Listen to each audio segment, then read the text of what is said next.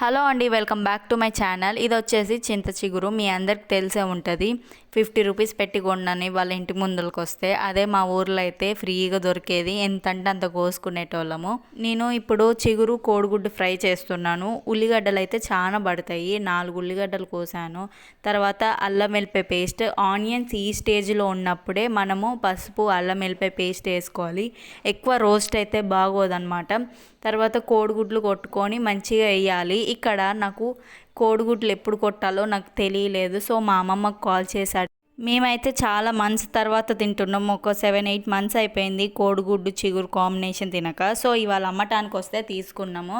Taste మాత్రం చాలా బాగుంది. మీరు కూడా ఎప్పుడైనా ట్రై చేశారా? ట్రై చేయకపోయి ఉంటే ట్రై చేయండి. చాలా సింపుల్, జస్ట్ 10 మినిట్స్లో మాత్రం అయిపోతుంది. కానీ దీనికి ఉప్పు కారం మంచిగా ఉండాలి, అప్పుడైతేనే టేస్ట్ ఉంటుంది. కొంచెం పులుపు ఉంటుంది కాబట్టి ఇవన్నీ కరెక్ట్గా ఉండాలి. Please subscribe my channel.